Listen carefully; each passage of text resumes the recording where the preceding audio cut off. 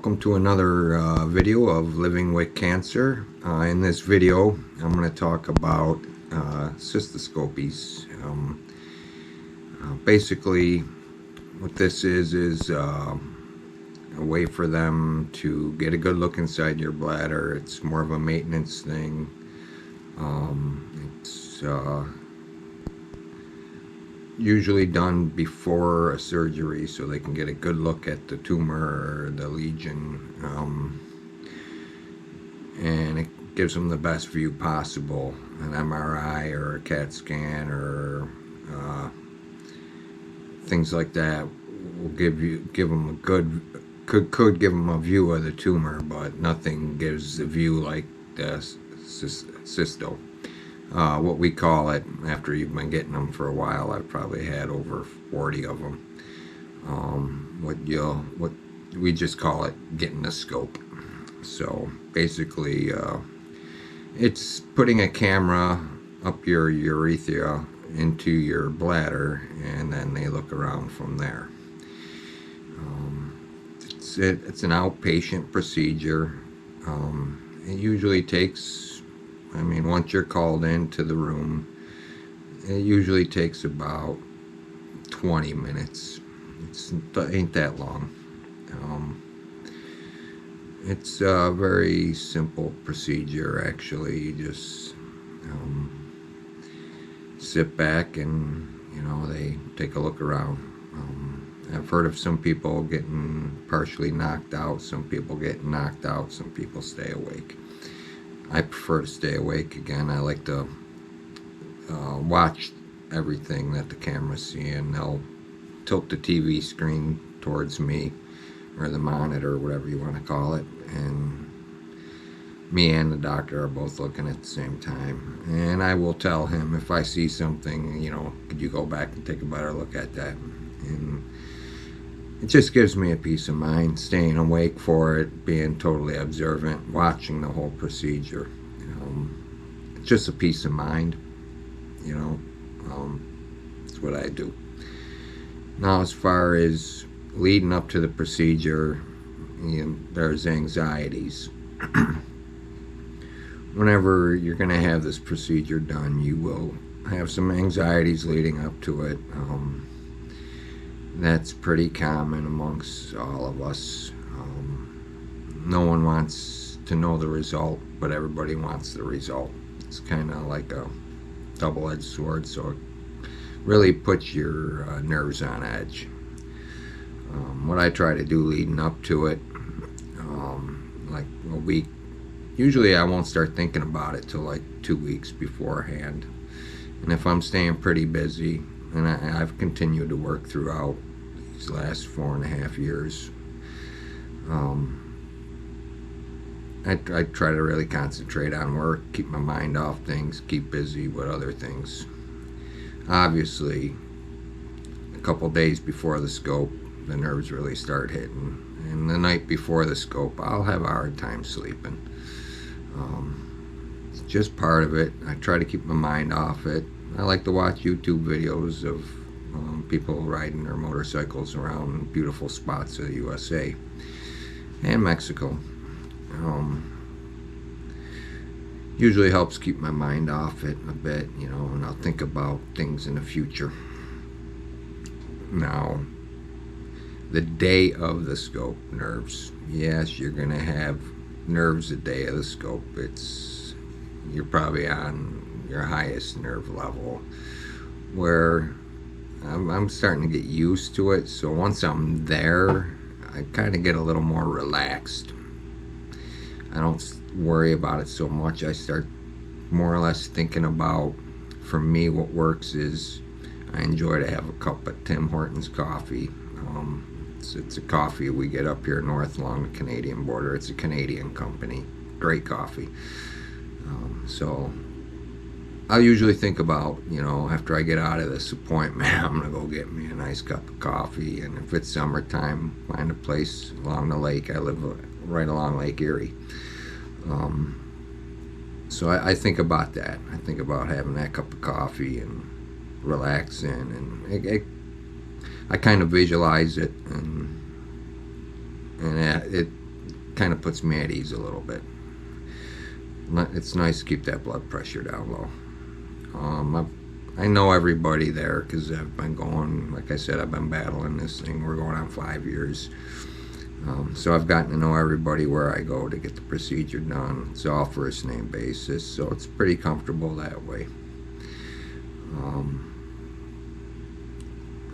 Seeing the people over and over kind of puts you at ease a little bit. Now, when I get in there, I just say, let's get this done so I can get that coffee, So usually you'll go into a room and there'll be a bathroom attached, or usually it's a washroom, so you can wash up. Where I go, so you can wash up afterwards, clean yourself up, get dressed. But before the exam, usually what'll happen where I go is we go into that room, you'll strip down, you'll put the gown on, you'll give them a urine sample if you can, and then you'll come out. Once you're in this room, they already did all the pre-stuff, the weight, blood pressure, temperature, all that. That's usually done before the procedure, and usually they'll call us in for 5 minutes to go through all that stuff, quick check. You go back out to the lobby and wait. Then you get called into the procedure room, and again, like I said, you'll sign a few things just in case, and you'll go and get changed. And usually when I'm in that room and it's just for me, I try to go to the bathroom and empty my bladder totally. I probably everybody has this fear of peeing on the doctor. Well, no one wants to do that, so, and being extra careful because of some other tricks I do, I definitely try to go to the bathroom before the procedure. So I'll come out of there, lay down, and there'll usually be a prep nurse in the room, get you into position, which I already know the whole procedure. So now your legs are up on these stirrups, you're spread, your hiney's right at the edge of the table, and there's quick, easy access for them. The nurse will usually, with a big type syringe with a, not really a needle, it's just a tip on it, that they'll force a numbing gel up you. Now here's one of the tricks. A lot of people try to fight it and squeeze because it's uncomfortable feeling this cooler, I wish they would warm it up, cooler fluid going up in you pressurized. Well, being an older male, and for the older males out there, you'll have an enlarged prostate. It's hard to get anything through that passageway, whether it be the scope, urine, whatever. As you get older, you're going to see that your prostate will swell, and mine's quite swollen. It restricts flow. So that's going to be the tightest spot for that scope to go through. It's going to hurt. You want that as lubed as possible. So now you're fighting it, and it's swollen to begin with. So if you do that fighting, very little is going to get up into your prostate area, into your, it's like a little rectum opening into your bladder. Very little is going to get there. And you know what's going to happen? That ain't going to get numb right there. And when that scope is going up and in, it's going to get to that swollen prostate, and that's where it's going to hurt you, brother. So what you want to do when they're going to inject you with that numbing gel, you can feel it going up you, and when it makes that bend and starts heading up, you'll feel it. It's going to hit your prostate, and you're going to feel like she might even want to stop because she thinks she's at the end of the line. Try to go pee. You just went pee. So try to get yourself in that state of mind where you're totally relaxed and try to like open your bladder to let yourself pee and really relax it.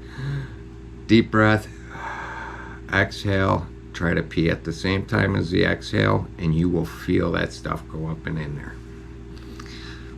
If it don't, tell her to hold on, keep trying. Let me do a breathe in. And I like on the exhale. Some people say on the inhale, I don't know. On the exhale, if I like gently push, like I'm trying to pee, I'll even close my eyes and imagine water sounds the whole 9 yards, so that I'm not there in that office, you know what I mean? And I can feel it go up and in. That's going to give me my best results. As much as that numbing gel gets into the prostate, the better. Okay, now we're gonna 10 minutes go by, whatever, about 10 minutes. I think they let that numbing gel do its work, and the doc will come in, or who's ever gonna do the scope, they'll come in. Well, the scope's about, I don't know, it's not that big, but it's bigger than a catheter. It's not as big as a surgical one, but it's not as small as a catheter. It's a little bit bigger. So it can be uncomfortable if you're not numb. He'll get in, he'll hit that 90-degree bend, you'll kind of feel it. Depending on how you're sitting, you want to make that passageway as straight as possible to your bladder. So remember that when you're laying down there. Don't sit in a way that might make that 90-degree corner a little worse. There's really not many options except for scooting off the end of the table a little bit to drop your hips or raise your hips up to get you that straight line for him the best you can. As he's going in, that ain't so bad. If you can stay relaxed, as soon as he starts shoving that scope in, I try to pee. Yep, I try to pee. Hey, there's a bucket down there, and you're going to find out later with other things. With my other videos, I'll talk about treatments. You're going to use the same technique. As soon as that scope's in there, I'm trying to pee. I'm trying to get it as loose as possible, and I'm going to try to pee that scope out. And I'm going to do my breathing. And when he gets right to my prostate with that scope, if I fight it, it's going to hurt. It's going to hurt. So you don't want to fight it. So you tell him, hit me on the outstroke or whatever when I give my thumbs up. Push. And you could tell him, I got a very large prostate. Or you might not. Some people don't have none of these problems. But if you do, this is what you want to do. So when he gets that scope there, it's kind of like a team thing. He's going to be watching you too, because he knows. He ain't no dummy. You know, older people, older men, bladder cancer and swollen prostates is typical. And again, breathe, deep breath, out. Try to pee at the same time. Totally loose. You want it totally loose, man. And let him shove it up in there, and then he's in. And it's good. It's good. Now, looking around ain't so bad. You know, once it's in, you're all right. It's a little uncomfortable at the bladder opening, and it can make that muscle a little sore as he's turning the scope to look in different areas. And probably the worst part will be when he's going to make the camera do a 360 and look down where it's coming in through the prostate. And you'll see if your prostate's swollen into your bladder, you will see it. It'll look like a mountain range all the way around that opening where the scope is coming through in your bladder.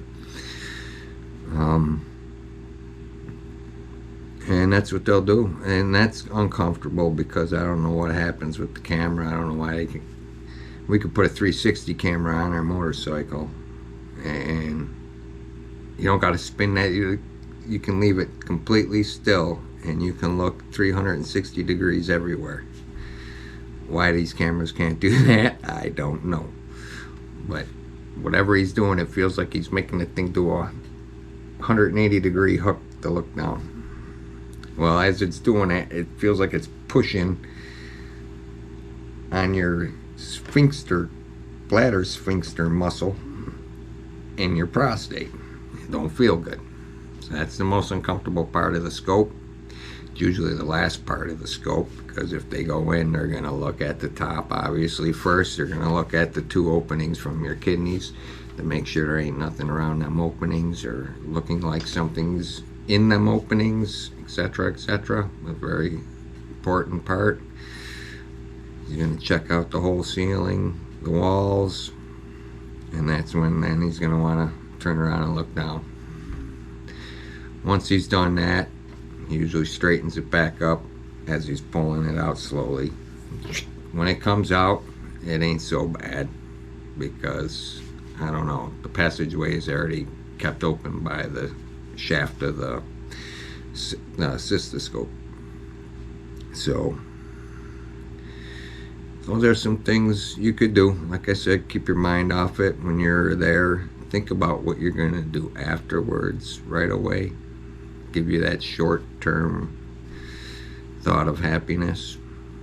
So when I'm in the waiting room, we're on the drive there, instead of thinking about, oh man, all these aches and pains and all that, you're gonna think about your coffee, if that's what you like, or tea, if that's what you like, or if you like going to get a Pepsi, or whatever it is, something that you probably didn't do the morning of. They don't like us to have coffee before the scope, so I'll usually do the scope on a somewhat empty bladder from the night before.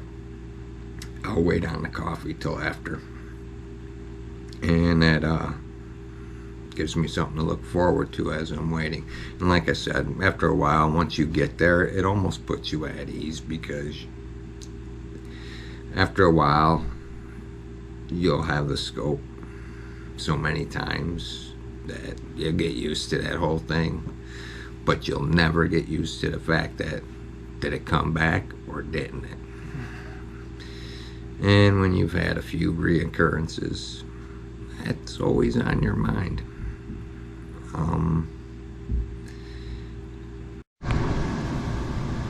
Okay, I'm back. Sorry about that little interruption. My wife came home and I kind of lost track of what I was talking about. So, I'm back to the video. I hope you can take what I said and, you know, go buy it, or, you know, try it out, or do your own way. You know, I always like hearing other people's stories. I belong to a couple groups on Facebook. Hearing the stories helps, you know, they can relate to it. So that's the whole purpose of these videos, kind of relate to it, maybe make you feel a little better about your situation. Makes me feel better reading and seeing other people's situations. So, and I'll come out with more videos. I think next one maybe be what did they see in the cystoscopy, you know, the different forms of cancer in the bladder. I'll throw up a little picture of that, you know. I'll throw up a picture of a scope too during in this video some point.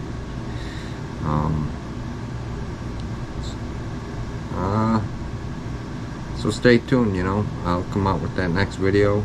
So it was 6 days ago was when I had my surgery and had more cancer removed. So in about another on the 11th, I'll go back and talk to the doc and get the report, see what grade and all that it was. I got a feeling it was good. I don't know. Didn't look that big when I looked at it. Looked like almost like a bladder wall scab, almost like what you get after chemo. But we'll see what the doc says. And again, I'll put out another video. Maybe the next one will be, you know, about the different types and what your options are. Granted, I've been lucky so far and been able to keep my bladder. So, but kind of it helps you understand it if you never saw a picture of it, of the different types and what it means. It's interesting.